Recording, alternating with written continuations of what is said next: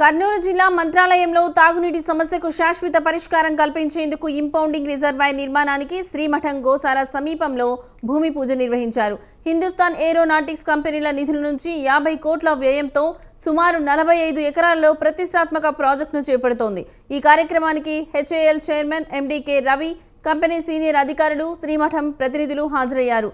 ఈ సందర్భంగా శ్రీ స్వామీజీ హాజరైన వారిని ఆశీర్వదించారు. ఉదారంగా నిధులు కేటాయించిన హెచ్ఏఎల్ సంస్థకు కృతజ్ఞతలు తెలిపారు. ఈ రిజర్వాయర్ పూర్తయితే మంత్రాలయానికి వచ్చే లక్షలాది మంది భక్తులతో పాటు స్థానిక ప్రజలకు నిరంతర తాగునీటి సరఫరా అందుబాటులోకి రానుంది. 40 ఎకరాల్లో నిర్మించబడేటువంటి ప్రాజెక్టు 18 నెలలలో ఇది పరిపూర్ణం చేస్తాం. దీనికి 50 కోట్లకు పైగా ఖర్చు అనేటువంటిది జరుగుతుంది.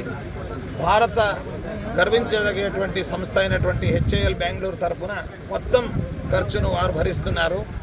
దీన్ని సహకారం దాల్చేవాళ్ళు బెంగళూరుకు చెందినటువంటి ప్రసిద్ధ కన్స్ట్రక్షన్ మరియు ఇతర డిజైన్ కంపెనీ అయినటువంటి దాని ముఖ్యస్థులైనటువంటి రంగనాథ్ గారు మరియు వారి టీము దీనికి వర్క్ చేస్తారు.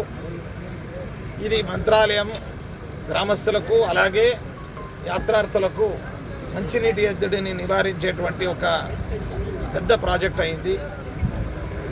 దీని ద్వారా మంత్రాలయానికి విశేషమైనటువంటి కళ అనేటువంటిది సంతరించుకుంటుంది. అంతేకాకుండా అంతర్జలాలు కూడా అభివృద్ధి చెందుతుంది.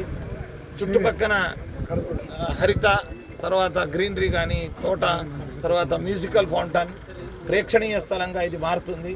అందరికీ ఉపయుక్తమైనటువంటి ఆమోదయోగ్యమైనటువంటి ఒక ప్రాజెక్ట్. రాఘవేంద్ర